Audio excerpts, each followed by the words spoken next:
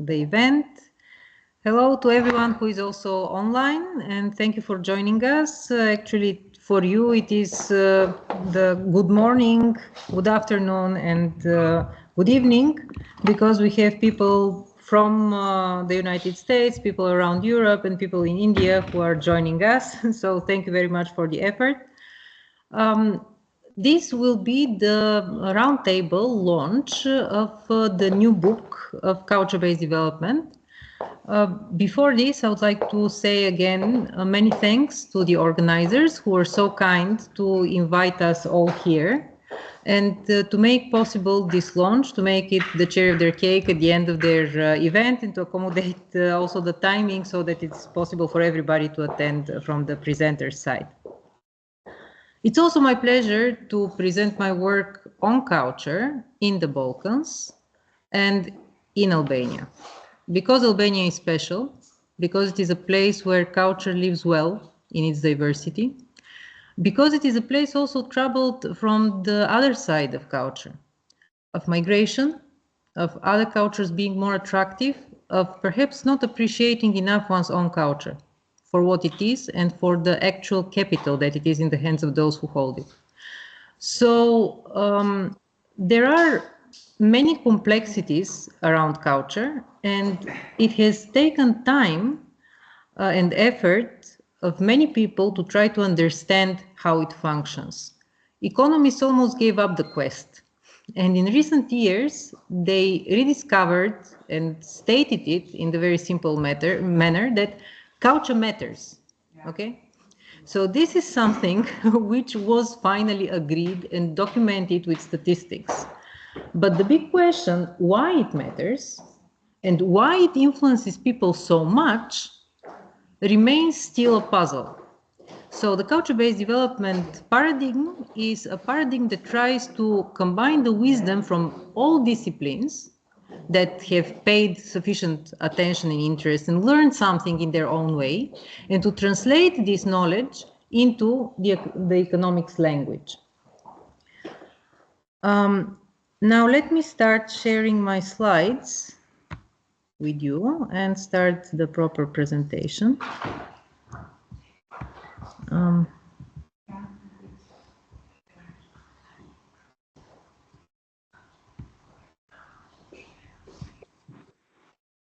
Of this roundtable will be as follows. First, I will give you some outline of the book and what is its main content, its main questions, its main contribution, how it is different from what is being done in the field of economics, and how it is relevant for policy making. And then we have here with us Professor Nigel O'Leary, who is an economist from Swansea University, who is also the director, as you already heard, those of you who were with us in the morning, of the Welsh Institute for Socioeconomic Research, WIZARD, and also a researcher on topics very close to culture, migration, socioeconomic development, and well-being. As well as online with us are Professor Martin Berger from Erasmus University. He's a happiness economist and the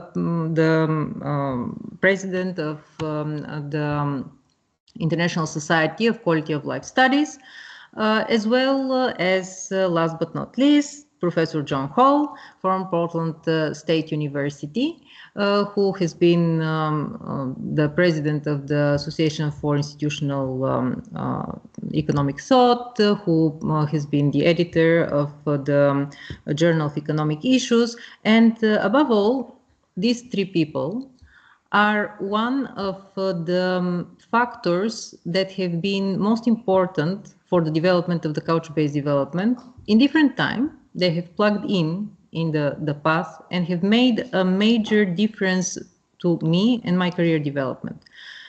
They have been, of course, personally and intentionally so beneficial, but they have been most of all an inspiration in the way that they work. For instance, Nigel, yes, we have a project together and so on and so forth, but the truth is that I, of course, knew about game theory for a long time, but only after I saw his work and how he teaches game theory, this really inspired me about using game theoretical models in what I'm working. And that's the truth. The same about Martin Berger. He and his style of complete combination of serious merit and complete humbleness is one of the reasons why I was drawn to working with the International Society of Quality of Life Studies, which has this spirit of work and spirit of cooperation between the people in it. And ultimately, John Hall, who has been one of the fatherly figures in the development of my career. He is one of the reasons why I got interested in Max Weber. Again, I of course knew about Max Weber, but it was the pedagogical approach of John and his friendly and warm way of presenting the work of Weber. He gave me a copy of Max Weber's work, and he wrote a wish for my career development in it. So I'm telling you this not only because it is a personal story and because these people matter for me, but because they combine and they stand for one of the most important things that culture-based development is interested in. How to have a balance between being intelligent in a cognitive sense and how to be intelligent in an emotional sense. How to be able to connect with people and to transmit the best intellectual message. This is a skill that normally educators have, but also among educators, few are blessed to be really special in inspiring others and letting them step on their shoulders. So it's a kudos to them for being that, and an inspiration for everybody who is in the profession to follow this example, to lift up others. So how is this, however, achieved? This is essentially a human development process, a process where you work on you, on your skills, where you learn to accept reality and to be tolerant to it. If it is about psychologists, they know the answer. If it is about ethnographers, they know the answer. But how do we put this in a manner that is consistent with economic problems, such as how we invest, what we produce, whom we sign trade contracts with, right? With whom we have peace and who are our allies and who are our enemies, to whom we trust and believe that they can turn our future for the better, and whom we distrust and do not vote for to lead our groups of people, our nations. I think all these questions are questions of culture-based development. And we all would agree. When we started here, there was in the audience this reaction that, of course, culture matters. But then the question is why it matters, right? And to answer this question properly as an academic, you have to be both accurate and precise, meaning you have to accurately, correctly understand the entity culture, understand the mechanisms through which it relates with human behavior and makes it function according to culture. And then to be able to also correctly, precisely quantify this with mathematics and with statistics in order then to relate it to budgeting, planning, and monitoring how culture really is changed eventually by your interventions and achieves the impact on socioeconomic development that you hope for. So it's quite a complex task, and it definitely is understandable how complex it is when you start trying to define it. The simplest step in conceptualizing, theorizing, and then eventually quantifying this. So culture clearly would be our religion, our beliefs, related to the hope of people and how they have been defining themselves for years with their beliefs and their systems of gods and value systems and so on and so forth. It is in our art, in our religious art, and in the highest and purest forms of what we have produced as humanity. But sometimes art is ugly art. You all perhaps recognize the pissoir, which has nothing to do with the religiosity and with the fineness of the so far mentioned examples, but it is accepted nowadays for an important piece of art. So from the church and the God and the angels to the pissoir, everything is culture. Right? How do you handle this kind of complexity? And if that's not enough, there are also other forms of living, forms of behavior, living culture, which is out there, which is also recognizably culture and then important, partially understood nowadays as one of the things that we can marketize to tourism and so on, but it's much more important than this. It is something which relates to our souls, something that relates with our identity, with how we understand each other, how we enjoy life, how we relate to each other. Then there is the distinction between material and immaterial culture. There are pieces of heritage which are irreplaceable. Now, nobody can generate something from the old times. It is something really valuable. In the same time, it requires managing it. It requires investment, even in it, a little bit, in order to be able to use it. So there is yet another layer of complexity here. Part of it is completely exogenous. You cannot make it up nowadays. It either is or is not. But there is part of culture which depends on the economic investment. So there is yet another difficulty in managing this resource. It is important. It comes from the past. It drives a lot. But it is also sensitive to how we handle it, how we manage it. So in economics, they understand and appreciate this kind of complexity. They will distinguish between exogenous and endogenous factors. So this is kind of important causal factor which comes from a previous period, but in the same time, it is endogenous in nature. It's sensitive in part of itself, how it's available to be handled. So, okay, we have all this trouble. And we have further elements of life which will be the opposite of sacred, and they all will be labeled at one or another time as culture. And we have now, with you, if we want to approach this with the accuracy and precision criteria, to agree on a definition, what is culture, after all, in all this mess. Now, there have been many different approaches, and especially in economics, very unsatisfactory ones. The first one was we cut it away. We have value-free economics, right? We forget that there's culture. Then they said, that's not a very great idea because culture matters. But nowadays, many people will say, well, culture is complex. Therefore, I will do something, marginally satisfactorily. I just put one indicator and I deal with it, right? And I can take religion, and then that's culture. And I can take the churches, and then that's culture. Yeah. And this multidimensionality, as you're saying, has its troubles. And they're also normally known to economists. They know that this causes under-quantification, this causes biases of the models, right? But somehow when it comes to culture, this loses its weight of significance and importance, how much they care about it when they handle it. They're just happy that they found out that culture matters. Now, this was a good step forward, and all the work on culture matters is very much welcome. But the point is, knowing the highest criteria that we follow in other economic research and require proper identification and proper specifications of the models, we can try to ask the same high criteria to be applied when we are talking about culture.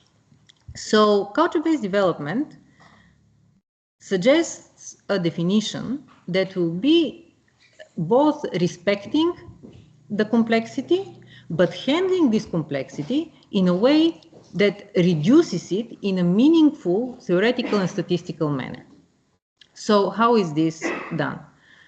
From the theoretical point of view, the components of culture which matter, of course, we can list many and many of them.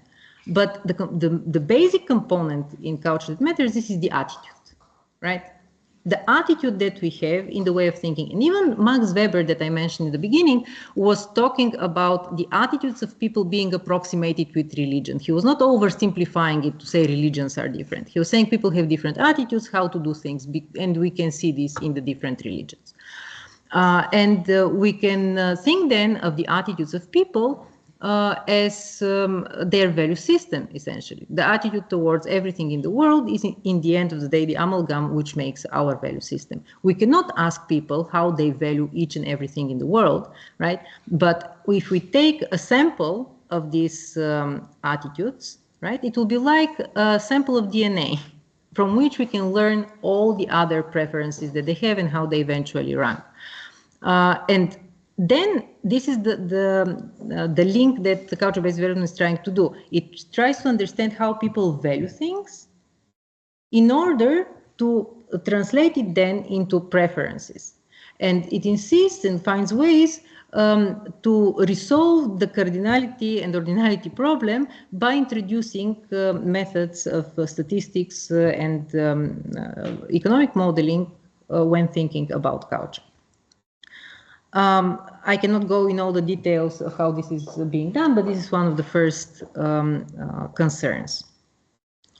And then these attitudes, they are not interesting only in themselves. They're interesting because they're attitudes towards what is good and what is bad, in the sense of how it is good and bad as a strategy for survival. So the things which are valued highly, they're the things accepted, the things towards which we act with acceptance, and the choices related to them get a yes, and the things which we label as bad are the ones which we have agency related with negating them and being a no. And this reveals itself as a direct choice about the triggers, whether we choose them to use them, to connect with them, and also when it is indirect, whether we take the products produced by certain kind of people, whether we accept the ideas coming from certain group of people, and so on and so forth. So it always remains as a main criteria in our behavior in the world. So this survival strategy, it is related to our uncertainty. It is so important to us as a survival strategy because it reduces our uncertainty from the world. Initially, we don't know whether things are good or bad. But once culture tells us what is good and what is bad, we can be more certain that we are choosing the right thing to help us in surviving, right? And that's why we stick to our culture so badly.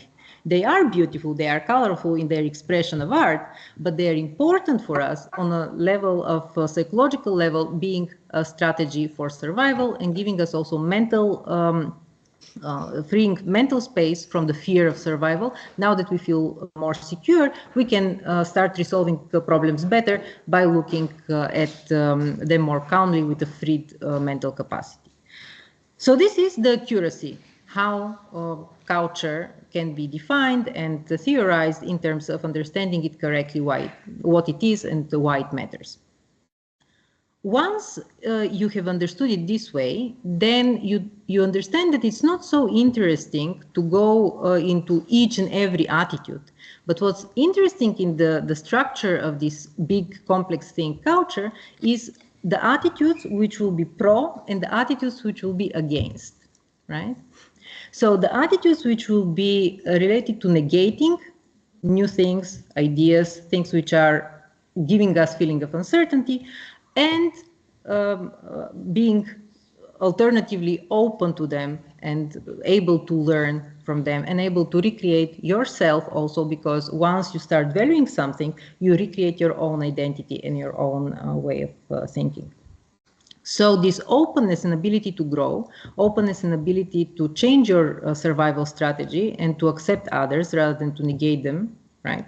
To be cooperative with them rather than being in a conflict with them and to fight with them, depends on the balance in the attitudes. So how now we reduce all these attitudes into subgroups that matter? Two rationales come here. The one is some of these attitudes we inherit from the past, so they are our cultural heritage.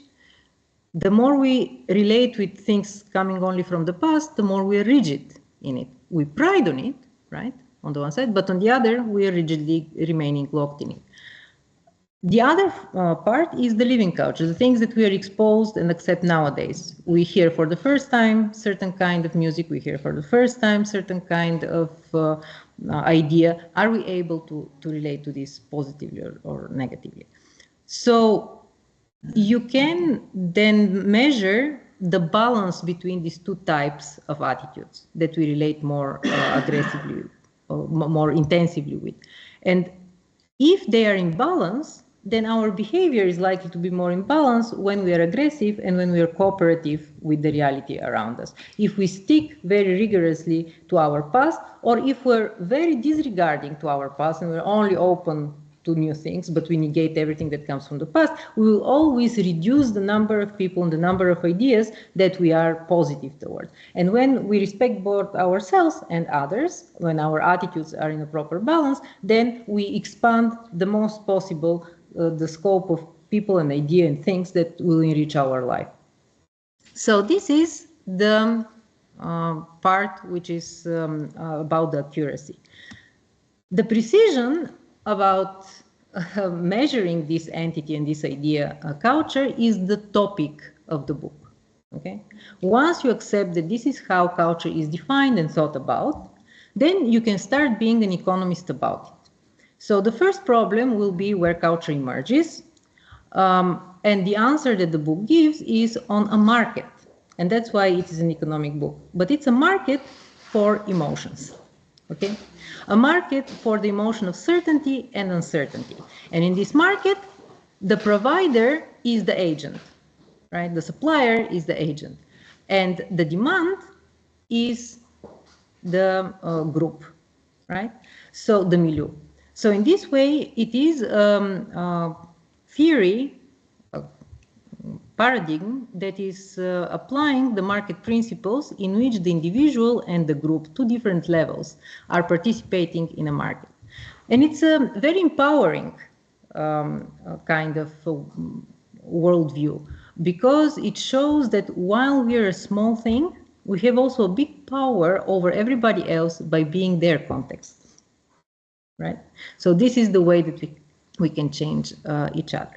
So we go about thinking now in terms of supply and demand, of certainty, and this being the market that defines the provision of culture. The need for which it exists is satisfying our need for survival. And then the book goes into making predictable the evolution of this market and looking into when people will vary between 0 and 1 within a culture, whether they will be supportive or more open-minded within this culture, and how this will affect their productivity, their efficiency. And then it moves to the extreme cases. How it will, behavior will change and when to change in this manner into an extreme of refusing culture and changing it with something else. When this occurs, and the answer is it occurs in an endogenous context of increased inequality, when the culture and its institutions locally have put you in such a position that you feel stuck behind, that you feel you cannot change the reality anymore, in order to survive again, you have to change the strategy.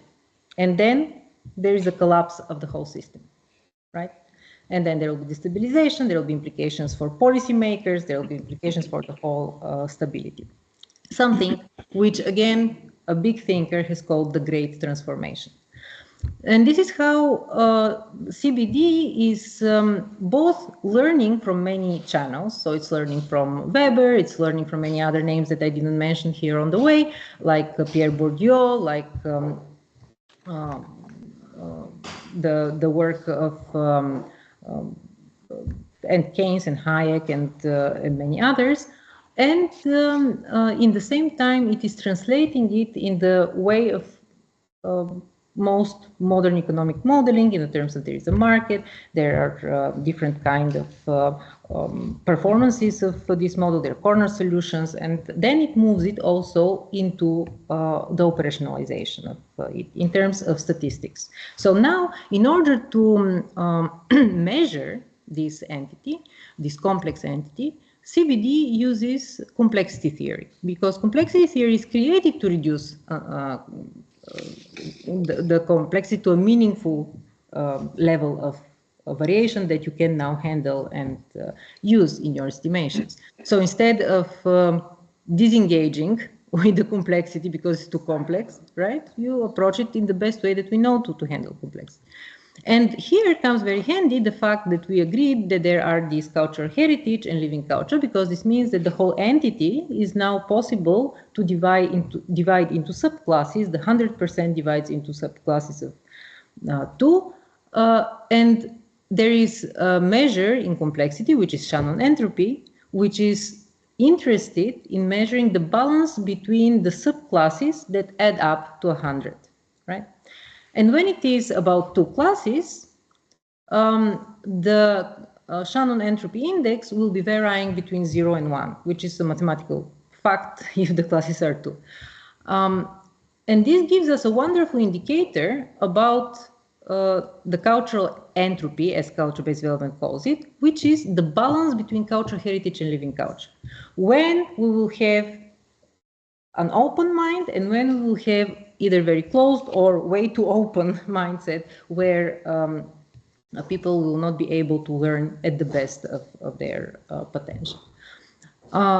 That's how culture-based development covers a big territory of information from different disciplines, squashes it into the economic methodology of how we do things, and provides a measure which can be used then also directly by policymakers in order to know where the local cultural capital is, what is its state, and eventually to try to have an intervention in it by providing exposure to certain forms of art so that people are helped to reach their best mindset and awareness of how to approach each other in communication and cooperation.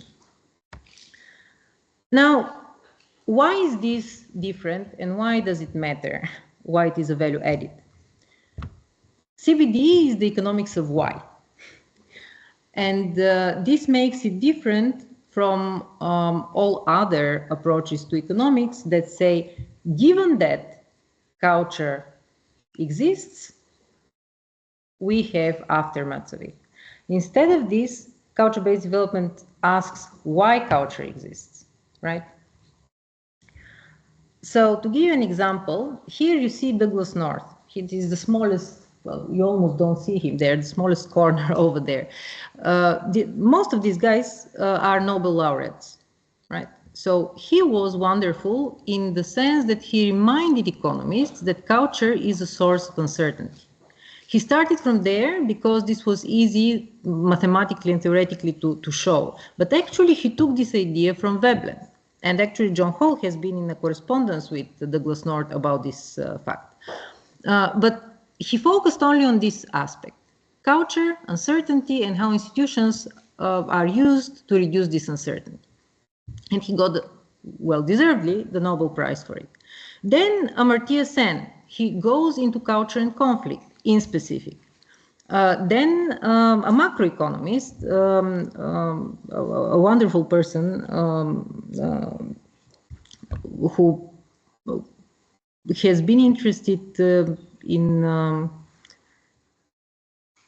economics and culture in many ways. So this is the book on narratives, okay?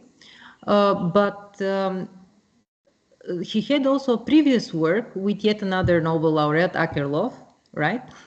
Which was on animal spirits. And animal spirits is an expression and idea to describe emotions.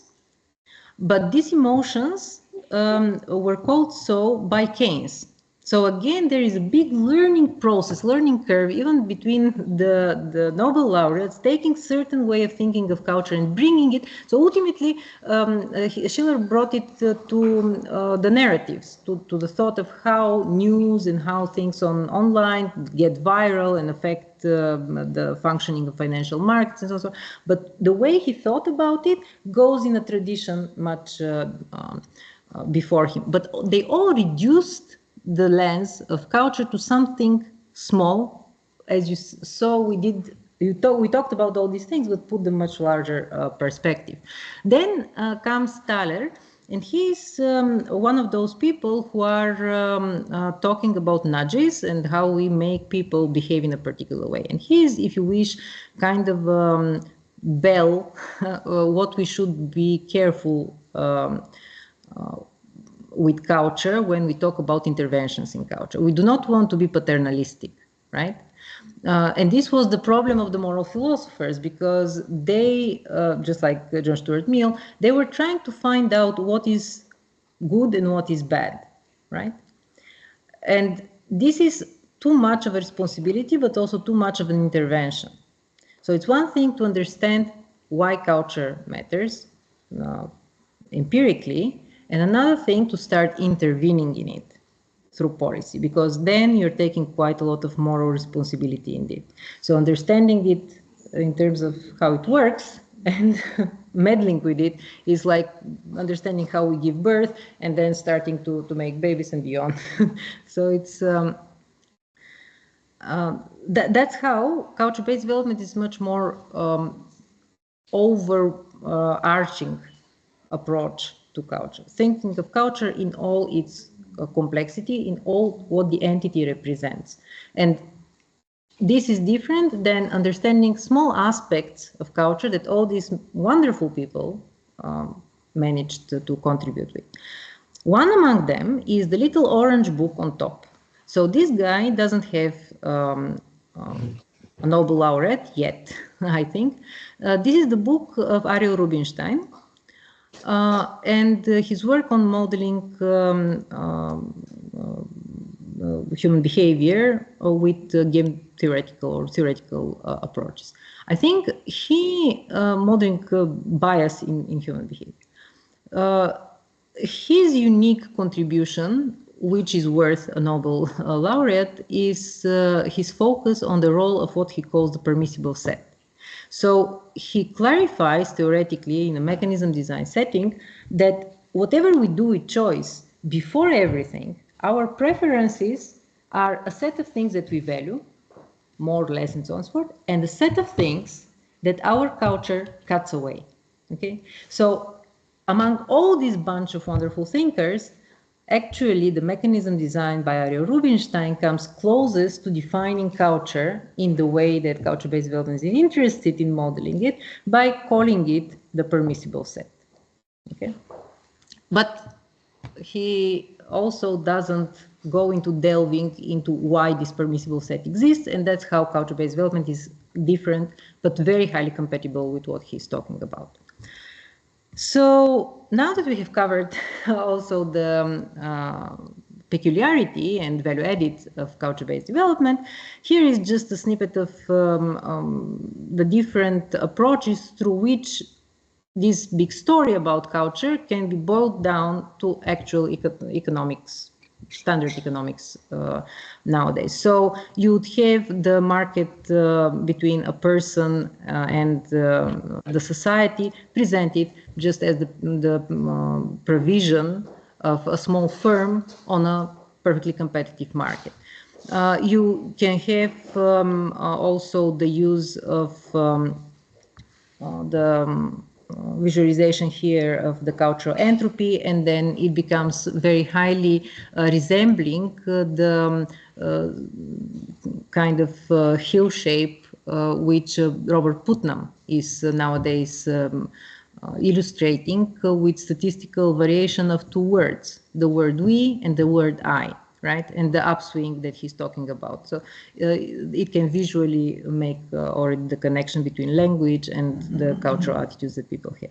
And of course, you can have the standard way of presenting games and trees as decision making, in which you can then use this cultural entropy as one of the rules in the decision making process. I hope that Nigel will engage a little bit more with this aspect of the methodology, but that's how the ideas are boiled down to economic methodology again. Then, in terms of is this speaking to others except of me? I mean, obviously it's very different. It has been taken in a special direction in economics, and the answer is I hope yes. From the point of view that there are already 50 publications which are behind the writing of this book. I had about 50 papers which were published in various academic journals, which were the reason to start thinking of writing a book and summarize their take in. Everybody who has written a paper knows that there are always some referees that push you in the one direction and the other. So ultimately what I wanted to say was difficult to discern into the different channels there in the papers. It was summed up more clearly in the book. Then there is a process of endorsing, which is done by the publisher. And I'm very, very happy to say that besides my very dear friend, Professor John Hall, who will speak in a minute here, it is also one of the biggest theorists of culture nowadays. It's Alberto Bissin, who has, from New York University, who has also agreed to endorse the book. And he models culture in a different manner. He again reduces it to the attitudes and how they are inherited, but he has seen value in this alternative approach of thinking of culture in a global manner. And then there are several societies which are kind enough to have me among them every year, and at each of their big conferences there will be a roundtable similar to this one, where the book will be presented. These are, first of all, they're in the order in which they will be happening. The International Society of Quality of Life Studies, Martin Berger, as I already mentioned, is the president of this group of people, which is the Happiness Economic Society. Then the European Regional Science Association, and then the Evolutionary Economics Association, of which John Hall is a representative. The second Regional Cultural Differences Conference, which is taking place in Vancouver this year, and it's organized by some of the youngest cultural economists, Stefan Hiblich in specific, and his group of collaborators. ACI, which is the Association for Cultural Economics International. It was in Indiana University, and the conference which happened there, where the first special session on culture-based development was organized a few years ago. And ultimately, last but definitely not least, our wizard, our home institution, with Professor O'Leary. What is the main take of the book? I talked overly about it. I was planning to talk much shorter introduction. So which are the two things which are most important about it? It shows how we can make model about cultural bias in economic choice. It shows how we can make an economic choice model that is not culturally underspecified, that is not incorrect, that is not biased statistically in its predictions of local development, and hence it enables us to make proper evidence-based policy making, in which we factor the human behavior and the human emotions much more effectively.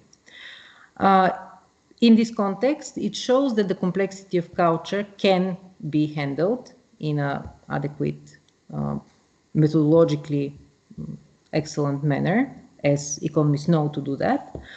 And it also provides the economists with the ability to use their own forte, their own ability to distinguish between exogenous and endogenous factors, and also to account how the balance of the exogenous and endogenous part of culture is related to the change in culture. And the change in culture is the main drive for the cultural bias in economic choice. So you both handle culture properly by knowing that these two entities can be reshaped, and you also can measure it and empirically and research-wise handle it in an adequate manner. So, final thing from me, how is all this theoretical and empirical thinking relevant for policymakers? Again, culture-based development essentially is a bridge to something very old. There is an idea from Aristotelian times about aesthetic education.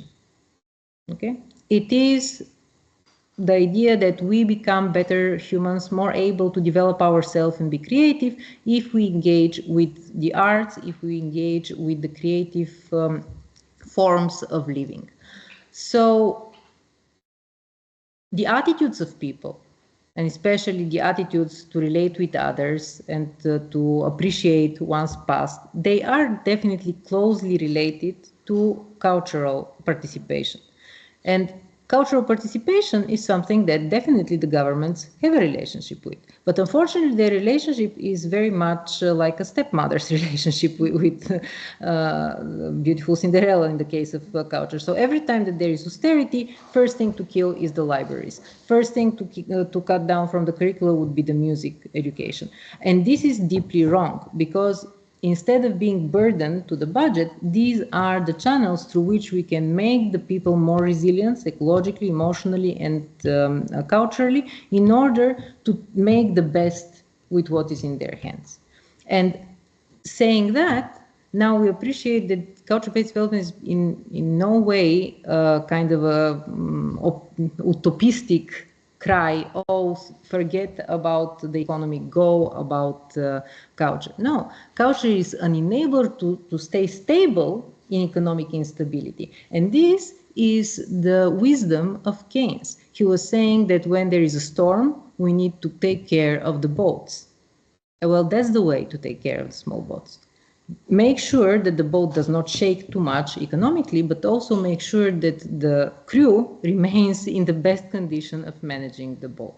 So with this, I think I have given you a nice impression of what the book is about. Here, these slides will be shared with you. Below is the link to the publisher's website. It's Edward Elgar who is publishing it, where you can order the book. And thank you for your attention and for being here today after a long day of presentations. Now I'll start giving the floor to the special guests who were patient enough with my long introduction. And first among them will be Professor O'Leary, who might want to change seats with me. Put my presentation on there. To change it, right? Yes, please. Sure. I don't know. Stop sharing. Stop sharing. Yeah, well, that's... We need to stop there. Yeah. You know, I'm a Zoom person, so this is not really my environment, but it's not a big trouble. We'll do it. And then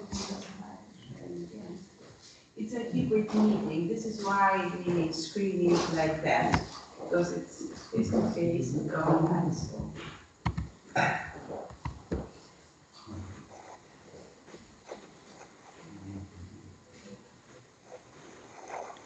Right.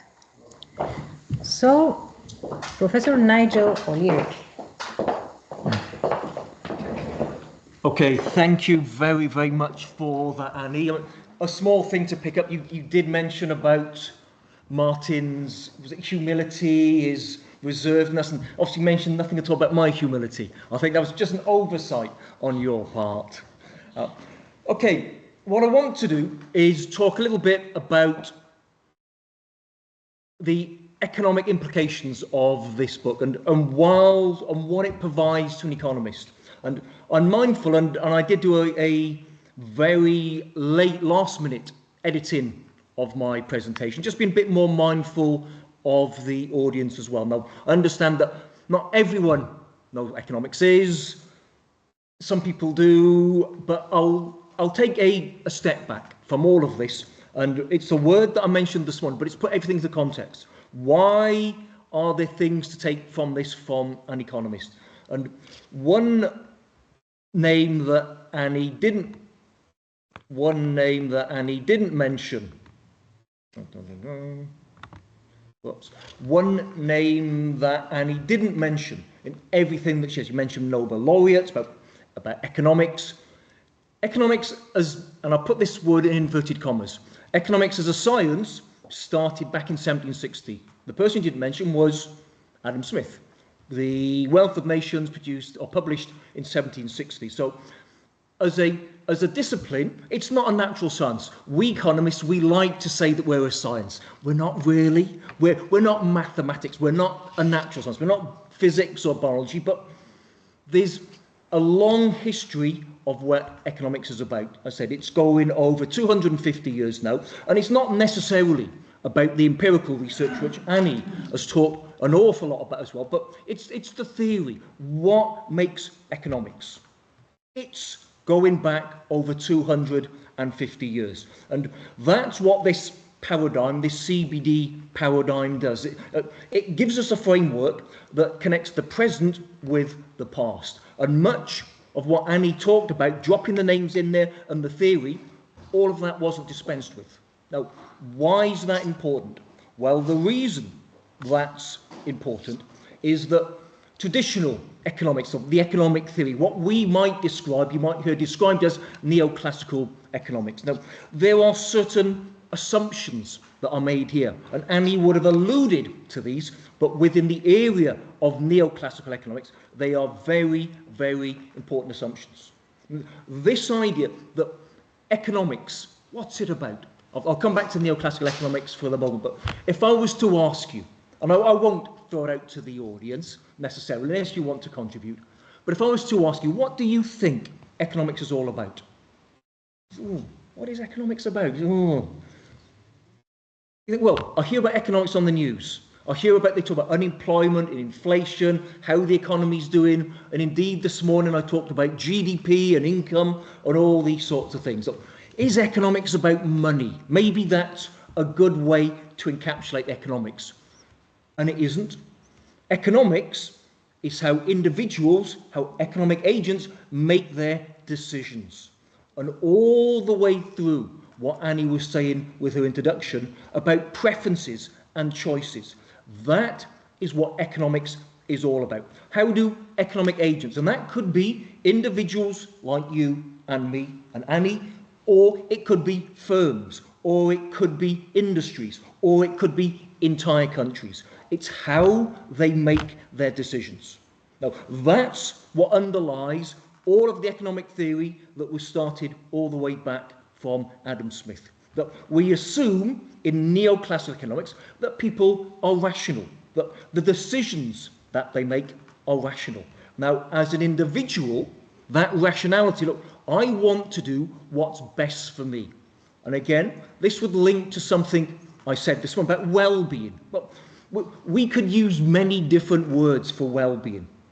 Satisfaction or utility is a word that Annie dropped in once or twice. What do we mean by that? That's just a way of quantifying what works best for us.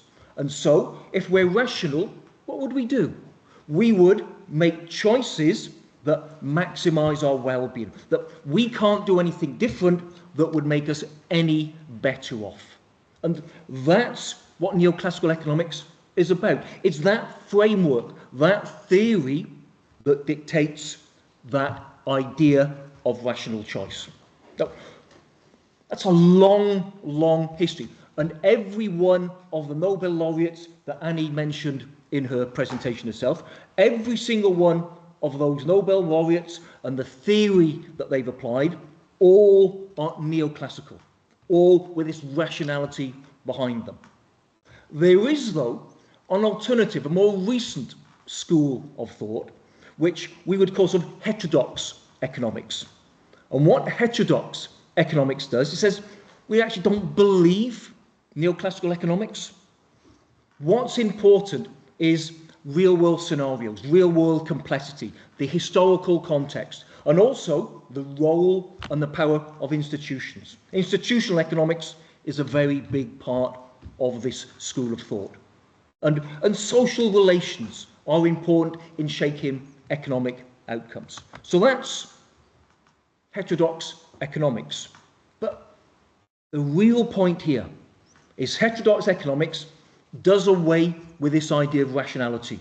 And yet, everything that I've said, the foundations, the pillars of economic thought, of economic theory, have all been built upon this idea of rationality. This idea that if we are individuals making our decisions, and a phrase I'll throw in at you here, and if you ever listen to economists, I guess it's like any discipline. What economists like to do is throw in certain jargon, certain things, and we take it as given. We know what that means. We assume everyone else knows what that means. And so the idea here that I'm going to throw out at you is the idea of utility maximizing behavior.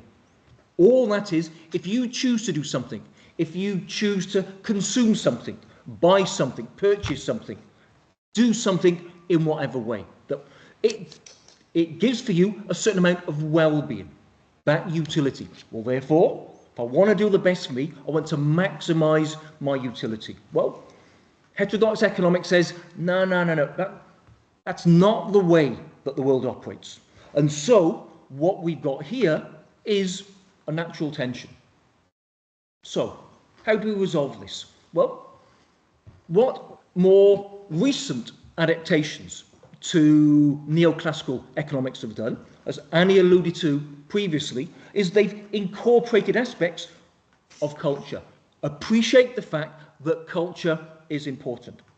And an important aspect here, an important distinction, is your preferences, what you choose to do.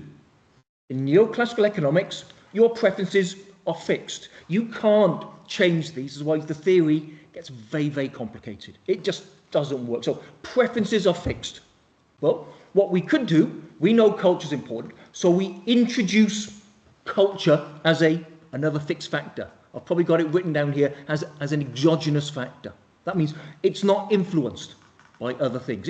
We take it as given. Well, we can do that. That appreciates the fact that culture is important.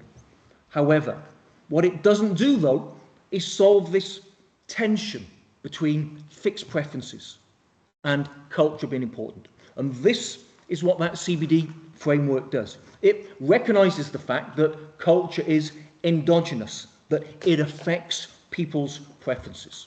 So, in essence, what this then does, it allows us to take all of those years of history, of economic thought, of economic theory, and we don't throw it out. I mean, there's an expression in English, is that you don't throw the baby out with the bathwater. So I don't know what the equivalent would be, but you've got something good, okay? You want to change the water, so you throw it all away, and the baby goes out with it. So what we've got here is a way of keeping all of our neoclassical theory, all of that theory that we've mentioned, all of the work of these Nobel laureates, we manage to keep all of that, but we recognise the fact that culture is important.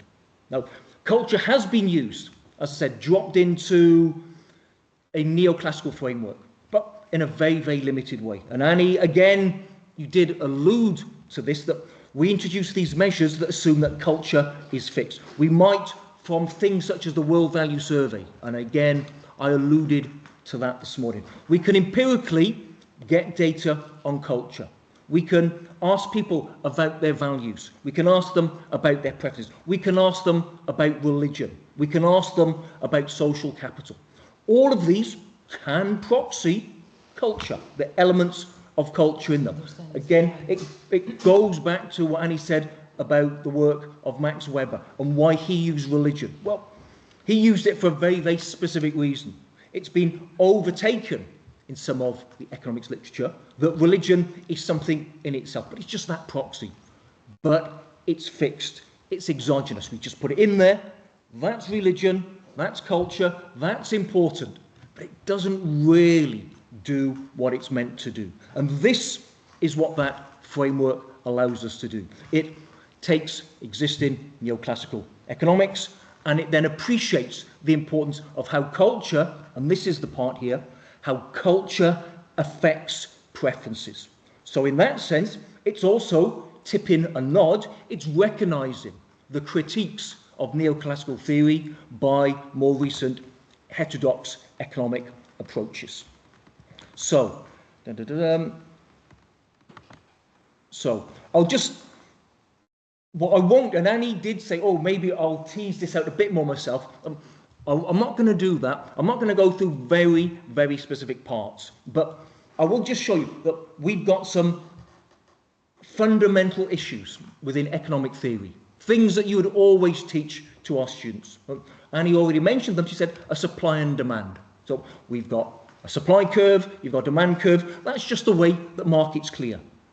So it's a very, very, I mean, given that we are in room 101, I mean, but if you were teaching students an economics course 101, that is what you start off with, demand and supply, that you've got markets, and these markets clear, and we arrive at an equilibrium outcome. Heterodox approaches, no, we don't like this idea of markets clearing. We don't like this idea that you transition towards an equilibrium.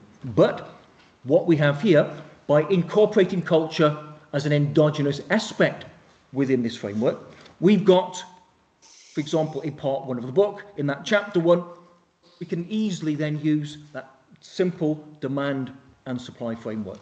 Again, in part 2, talk about a gravity model, and what that relies upon is game theory. Maybe another person that Annie didn't mention, we could reel off the names. I mean, Annie couldn't go through them all, but what we've got is a famous person within game theory, the idea of John Nash. You've got Harsanyi, Selton, Nash, again, 3 Nobel Prize laureates for their work around game theory, and all of the implications around that. So what this book allows us to do, this framework allows us to do, is build upon the shoulders of John's. Recognise the fact there's a contribution here. And just because some more niche ways of thinking, maybe, well, neoclassical theory doesn't do everything that it's supposed to do. We acknowledge that. But this CBD framework, this paradigm, allows us to integrate those 2 aspects of thought. So rather than going into any more details now, I'll leave it there and say, from an economist's point of view, that would be the contribution, not just of the book, but of this framework more generally. So, Annie, thank you for that. Thank you so much, Nigel. As always, I feel I'm not walking alone after listening to your way of having heard what I have said and I have written. Thank you very much. So, indeed, one of the things most typical for CBD is thinking of the neoclassical methodology not as a constraint, but as a language that you can use to translate many ideas for certain kind of audience, which is the economists, which, however, then speak to policymakers very well. So that's why it was translated in this of all other languages possible. So thank you very much also to our people online. Now I would like to invite one of the commenters of the book, who is in the Netherlands. This is Martin Berger. Martin, are you there? Yes, I'm there. Good afternoon. Are you having your slides? Yes, I have my slides ready at the moment. And they are with you, so I'll just stop presenting and you can load them.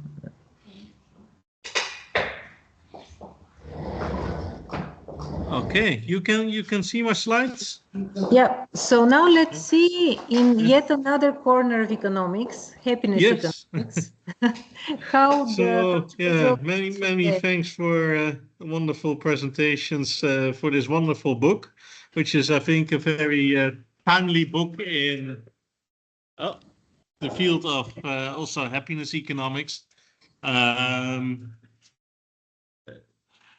sorry, there were two dogs coming in were way too wild. So I have looked at the book mostly from a happiness economics perspective. Also, like answering the question, like why is the CBD paradigm important for happiness economics? How can we use it? And how are these two fields of research connected? And I think it's good to understand that in the happiness economics field, especially in the early days, there has been a lot of attention for culture, and especially in the measurement of happiness. So in the 90s and 2000, there were studies predominantly by Ruud Veenhoven, Ed Diener, who were looking at whether happiness is a universal phenomenon or cultural specific. And it's just a literature that like developed. I think that the authors did not agree. They ended up like in the middle, like it has some universalistic aspects, but there are also some cultural specificities. But back in the days, there was not a lot of data on third world countries available. And that is also why that literature disappeared a little bit to the background. I think with the discussions that are every year around the World Happiness Report, and now that there is more data becoming available on also non-Western countries, you will see that there is also increasing attention for the topic of culture again. And I think it's important, maybe before we go to the book that Annie made, is to look at the World Happiness Report that comes out yearly, which has as the main question, which also appears in Annie's book, the Cantrell Ladder. And the Cantrell Ladder is used in the World Happiness Report to rank countries based on their happiness. And so where respondents to a survey in every country, 1,000 people are at least surveyed, are asked to imagine a ladder with steps numbered from 0 at the bottom to 10 at the top. The top of the ladder represents the best possible life for you, and the bottom of the ladder represents the worst possible life for you. On which of the ladder would you say you personally feel you stand at this time? So the worst possible life and the best possible life. This question has been filled out worldwide. This is a typical picture that you see. This is data, the average over a period of 10 years, where the Western countries, most notably the Scandinavian countries, come out of top, where you see that especially Africa south of the Sahara is the least happy part of the world. There's nothing surprising for those who are engaged in the field of happiness economics. We can also very well explain this pattern on the hand of a few key variables like income and health. But most important, if you think in terms of like culture, yes, the Cantrell Ladder is a valid assessment of happiness, but you can also argue from a cultural perspective that this might be an incomplete measure. And it is especially also a Western-centric measure of well-being, reflecting on also how Western people think about psychology research and think about what happiness is. It is in that sense also very much linked to wealth and power. So it has been shown in experimental research that when people in Western societies, this hasn't been done in non-Western societies yet, this experiment, are asked about the Cantrell Ladder and especially the ladder aspect that elicits also thoughts about wealth and power. And well, the problem a little bit with this approach is that well-being measures tend to perform better when they are used, but maybe also developed within the culture in which they were like developed.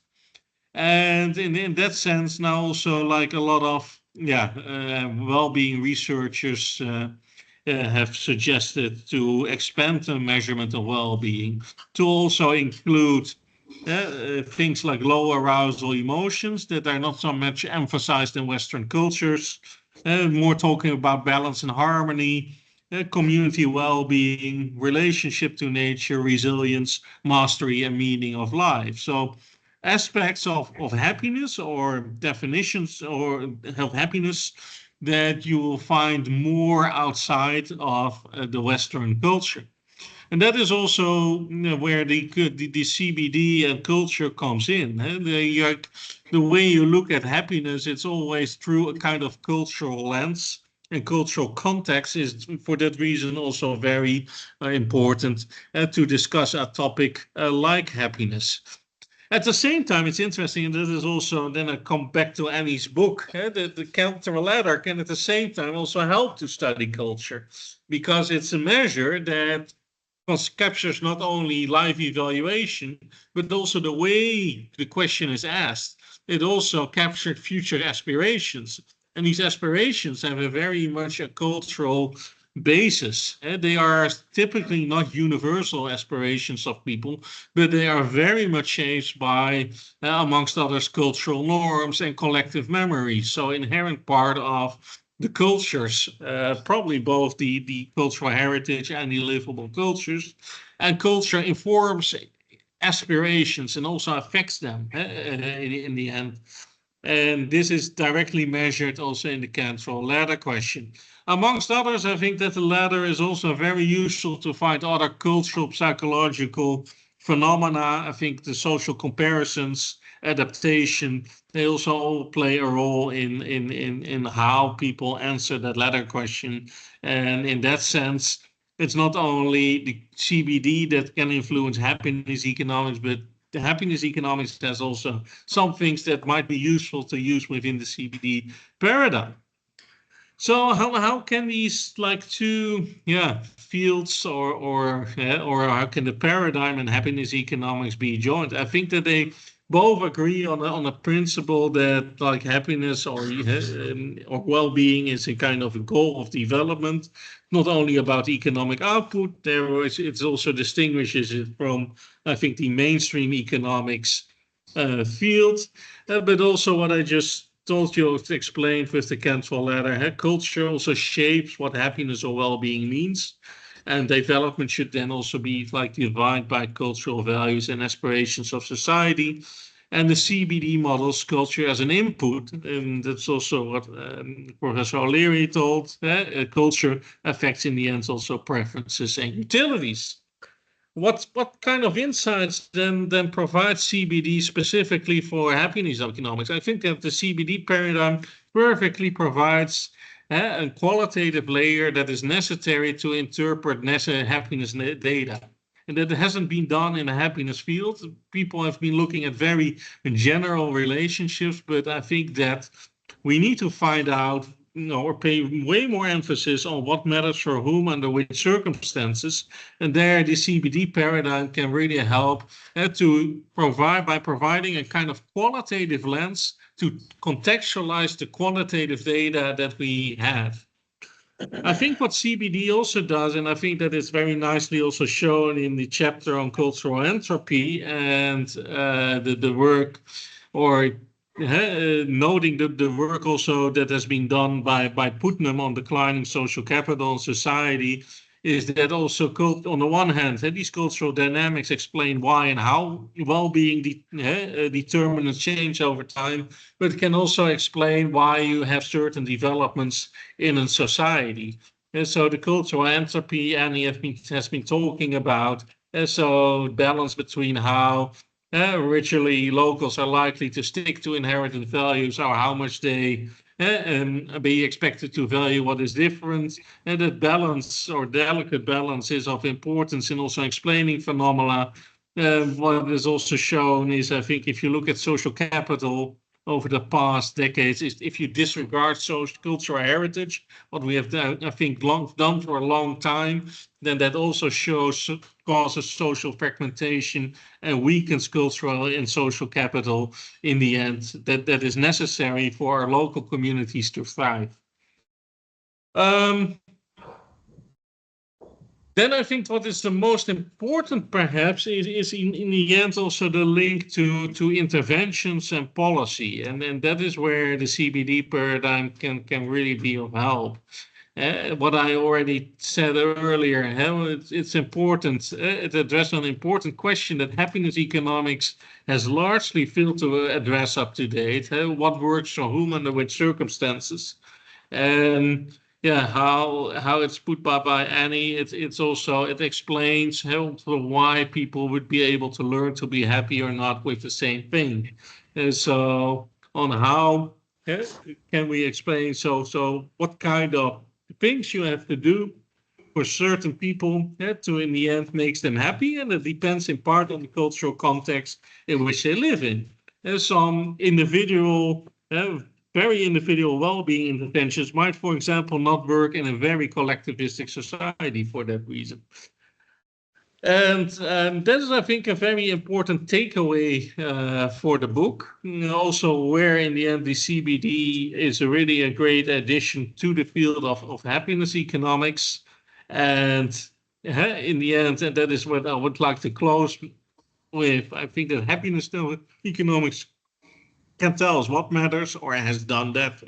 The CBD paradigm really tells us what matters and how it matters. And in that sense, they can really be jointly used in academic research. I'll stop here, and look forward also to reading the rest of the book, because I haven't finished it completely. Thank you so much, Martin.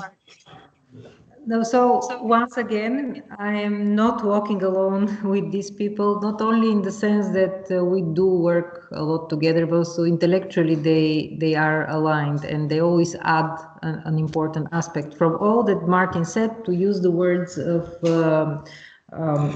Nigel as well, this intervention reminded me and highlighted again for us the fact that the book doesn't throw many babies away. Okay, this is the idea of the book, to take the wisdom from different places rather than to throw anything out. So as you said, Martin, culture-based development takes from happiness economics the fact that there are values and they operate on different levels. So there is an overall moral, and then there are local ethoses, and these can be modeled as well by using things like hierarchical models, which can look at the overall mean and can look what causes the little ethoses which are out there, which is described also in a paper which is called the value-free analysis of values, by bringing values back into the value-free suggestion of the past. And then this is also present in the book, described in the book, together with references to my beloved Max Weber's moral sentiments. Thanks to both of you for highlighting the country ladder. I won't go into the details of it, but actually CBD is using the country ladder in order to resolve the problem of cardinality and ordinality. So again, this precious baby is not thrown away, and it is used in the context of the very simplest supply and demand in perfectly competitive market. So combining the supply and demand and the country ladder, you can resolve the ages-long problem of cardinality and ordinality in economics. So when the babies are combined, they create synergies which make us stronger. And last but not least, just to make an announcement that the paper about cultural entropy, if you're interested in it, will be freely available from Policy and Politics Journal of Willy, which we're finishing now the proofing of the paper, and it will be freely available. The book itself will come later in July this year. So if you were getting an insight earlier.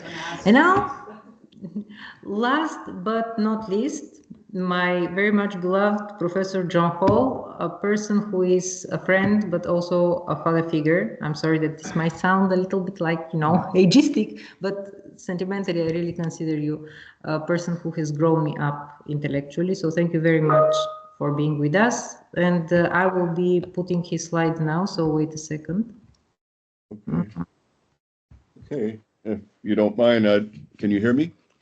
Yes, perfect. Okay, I'd just like to preface before we get started. I think the year was 2009, which is getting to be about 16 years ago. I was at a celebration for the East European Institute, and we were in Regensburg.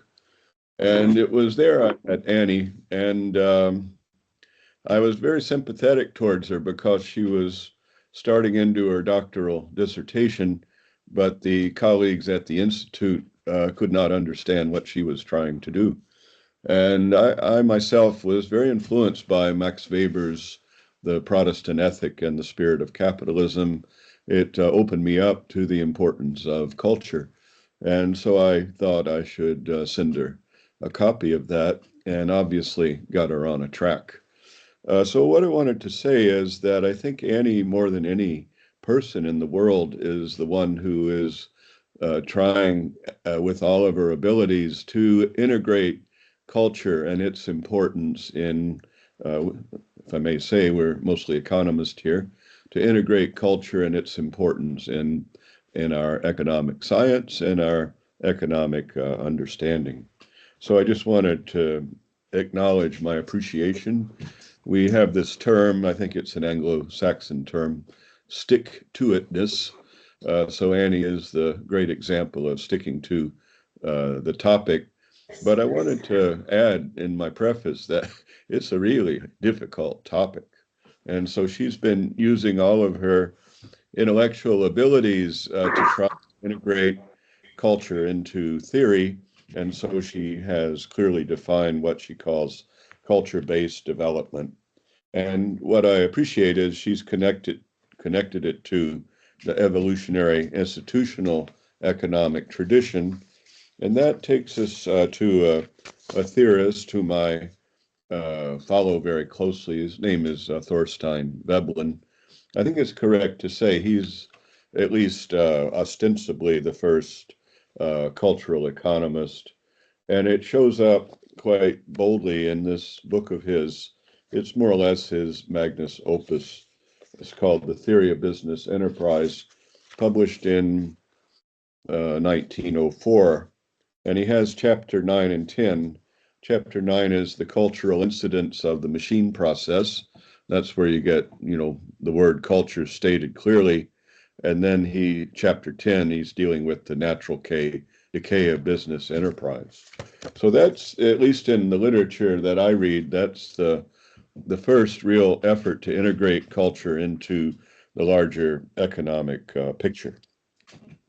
Okay, with that in mind, I wanted to just refer to a few things. There's a theorist named Harvey Liebenstein, and it was back in the 1960s he introduced the term ex-efficiency. And there he was trying to pose that there's something important out there which should be able to tell us what causes the gap between the actual output of a firm and the potential output. And I think just as in terms of opening up a new intellectual legacy, Liebenstein needs to be noted here. And then I think we could go further and say what Annie is trying to do is to identify what could also be termed as the X factor.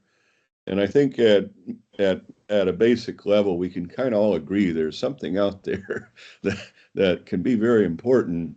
And we could call it some important X factor, but we could also refer to it as culture. And then it gets really difficult once you get the theoretical framework, then the work begins. And then the question is, how should we approach culture? How should we approach it? Should we approach it at a micro level where we're dealing with choice theory, which I think needs to be done, and we have a very rich legacy and contributions to the literature. Some of the contributors are recognized with Nobel Prizes. And then we have the macro level, which I just wanted to go back one step and say in 1776, Adam Smith published the great classic. It's an inquiry into the nature and causes of the wealth of nations. And I think the reason that we are interested in culture is because culture can play a role in the wealth of a nation.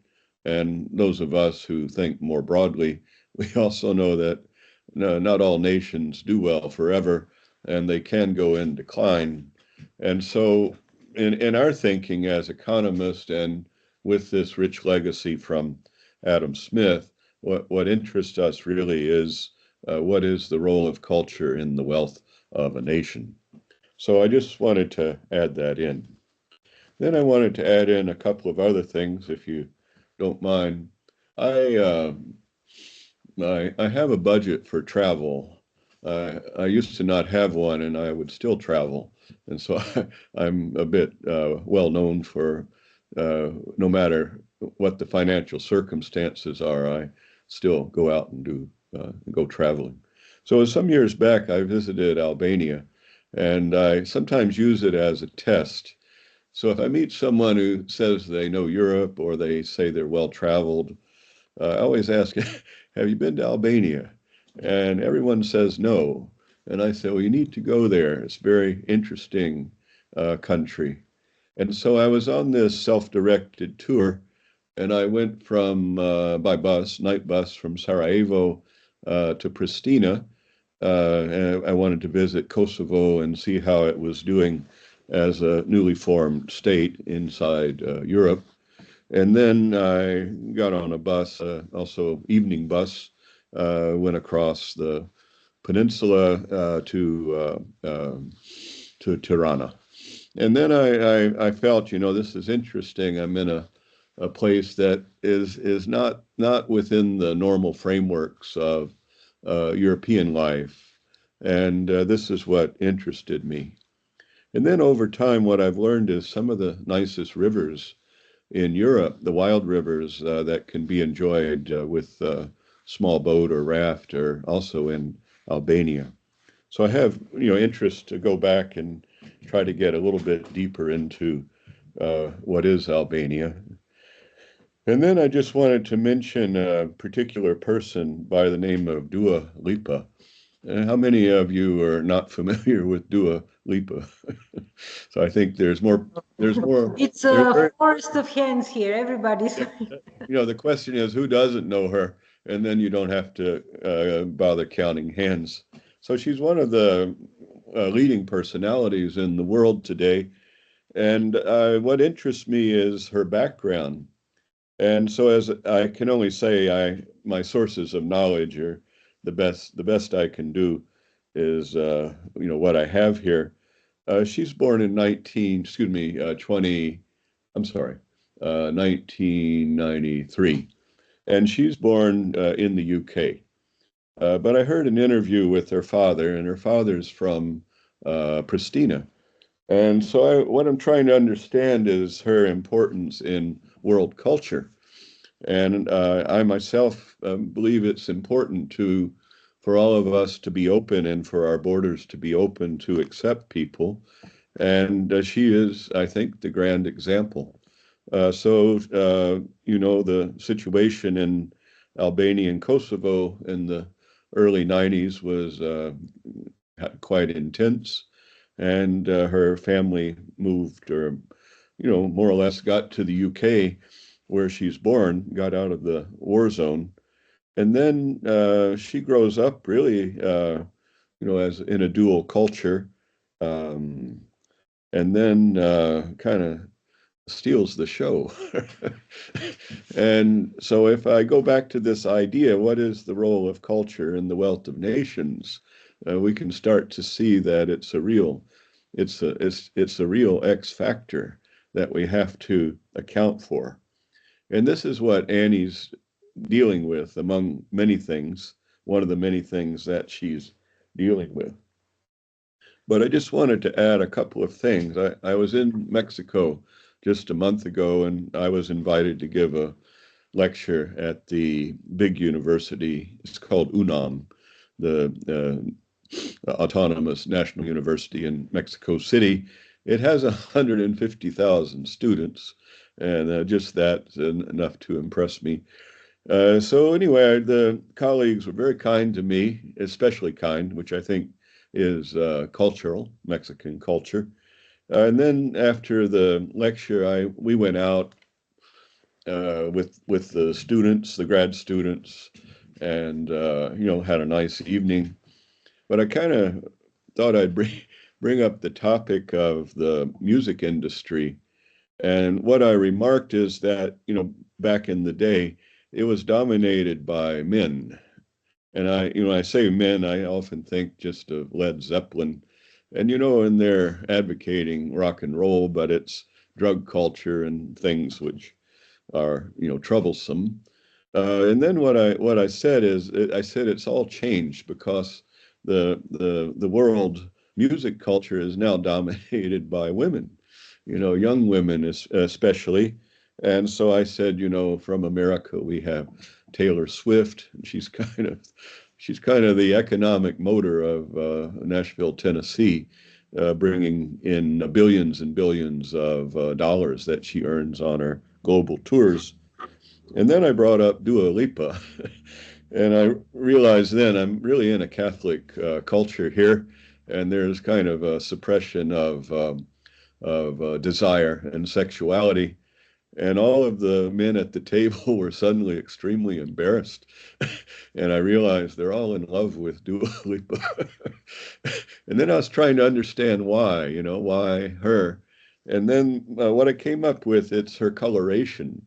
Taylor Swift really has a Nordic appearance and doesn't really fit in with the Mexican image of beauty. But Dua Lipa does. She could easily be Mexican cultural treasure. So I just like to bring it up. And what I'm trying to suggest is, as economists, we always kind of get back to the point is what contributes to the wealth of a nation. And I think what Annie is working on here is getting closer and closer to this X factor of what we call culture. Now, with that, what I wanted to add as well is it's not just culture. So let's say we're economists and we're interested in what gives rise to the wealth of a nation. We agree culture is the key variable here, or let's just say the X variable. But then what gets interesting and what we need to deal with is what we call creativity. And so it's the novelty, it's the new way of doing things, what appeals to the massive community. That's the driving variable. So culture can be backwards. It can be seen as a cause or a subject to a lag. That's the Veblennian view. We call it cultural lag. It's always behind the advances in technology. So what interests us, and I think Annie's research is, how does creativity, the creative aspect of culture, how does that lead us forward and play a role in how I'm framing it as contributing to the wealth of a nation? So that's just if I can give you my perspective here. Okay, now Annie's book is important. It's a tough topic. Most economists can't even say the word culture, and they don't even want to try to deal with it because it's not a readily tangible variable. And what Annie's done is she's dealing with it, and she's doing her very best to make it as tangible a variable as it can be made.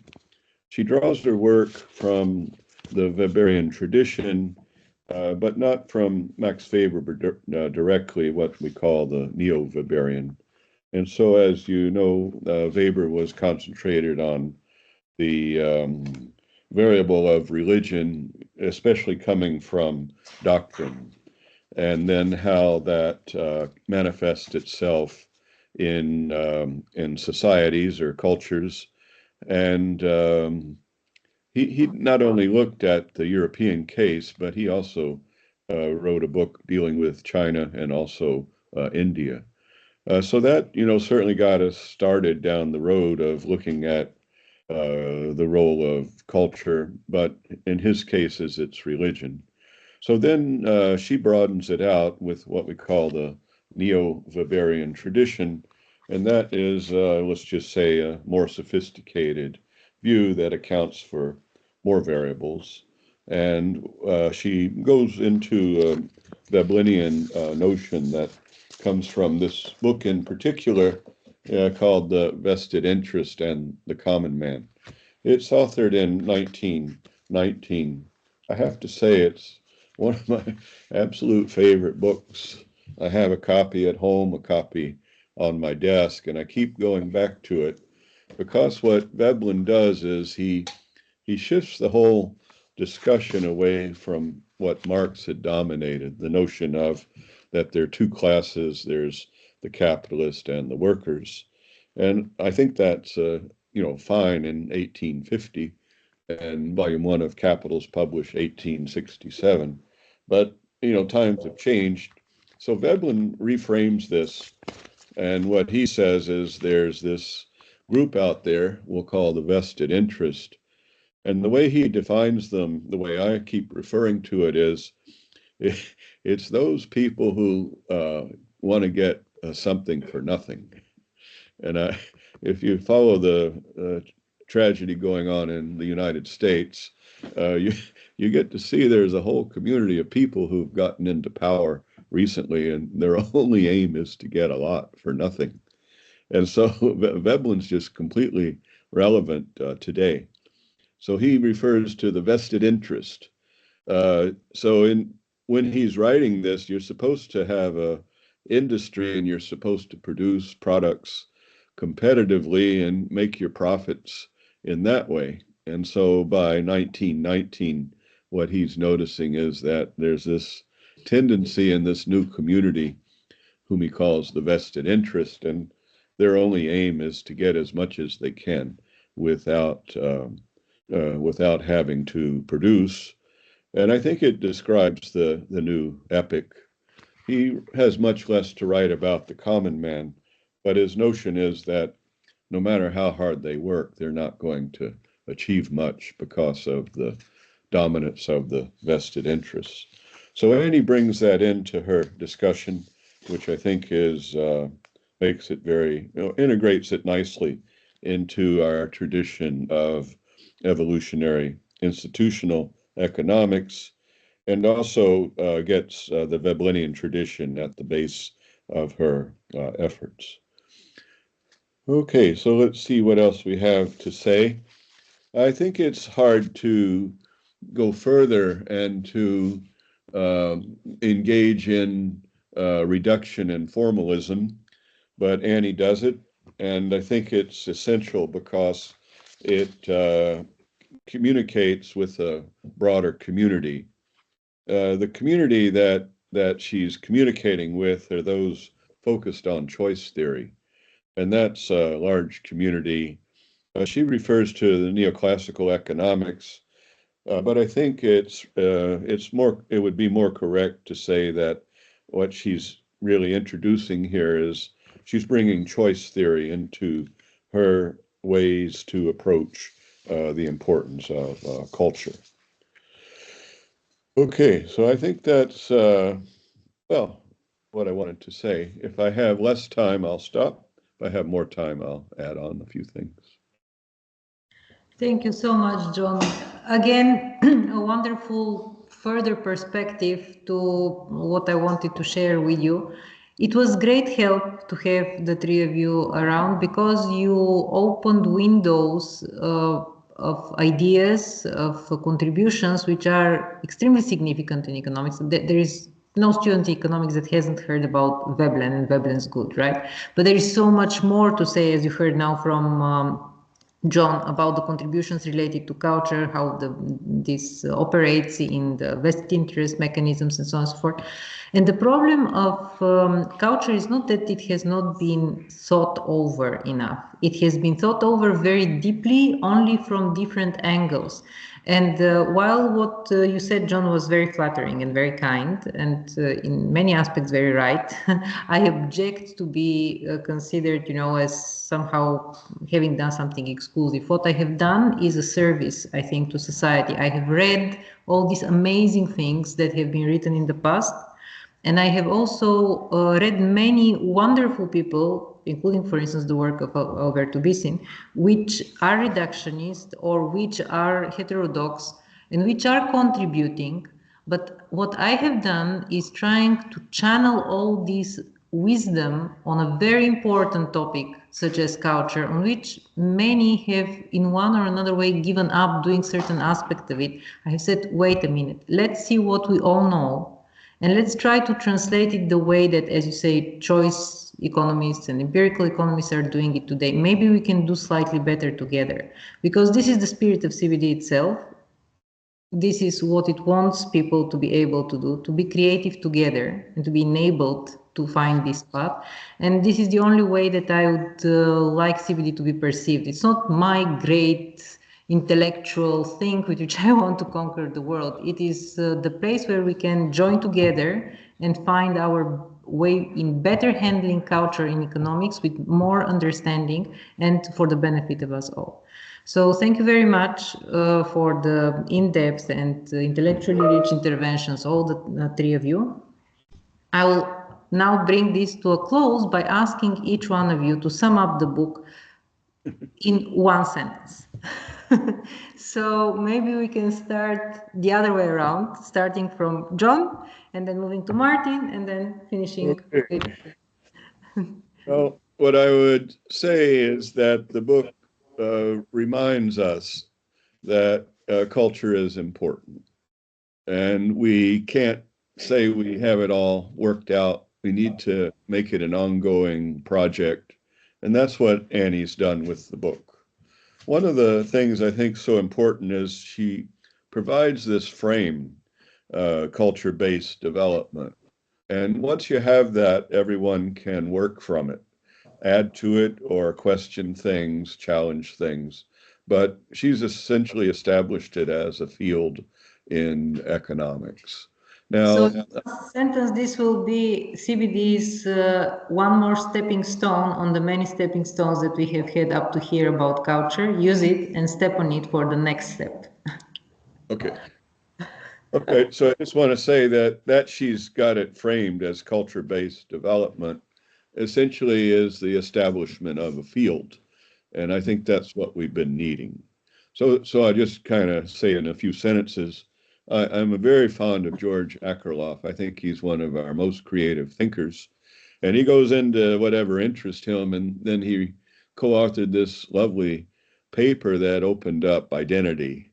And he dealt with it with enormous ability. But that's just kind of that. So what I think Annie's done is she's defined a field, given it a very clear title, culture-based development, and then all those contributions that come from various angles and from various people can now be unified around the field of culture-based development. I could not have asked for a better intervention. Thank you so much, John. Thank you for all the insightful and thoughtful and supportive comments, which I hope will enable people to understand how to use culture-based development. So thanks. Now, Martin? Yes, I'll keep it brief. I think that the book for happiness economics, so we know that culture is important for happiness. I think it provides a very nice framework to further study that and also to quantify that, also to make eventually the link to policy, to come up in the end with more tailored policy that can really, or really takes in what matters for whom under which circumstances.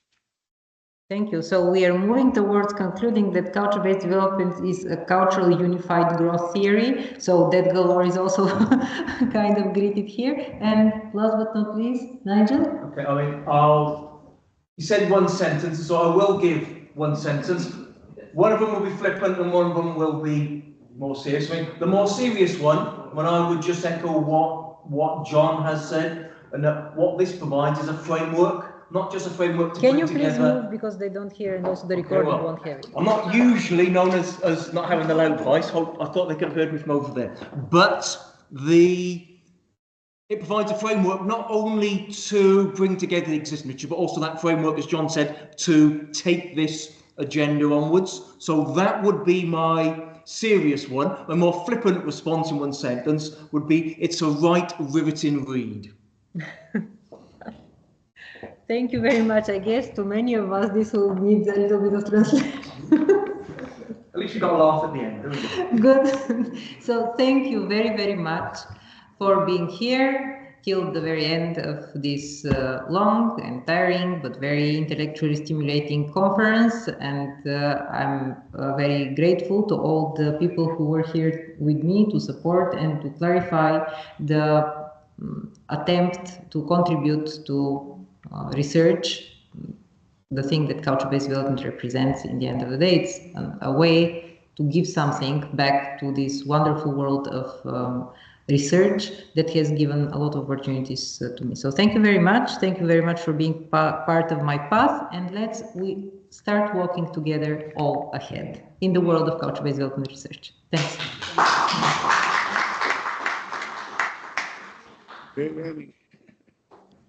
Thanks, people. Bye.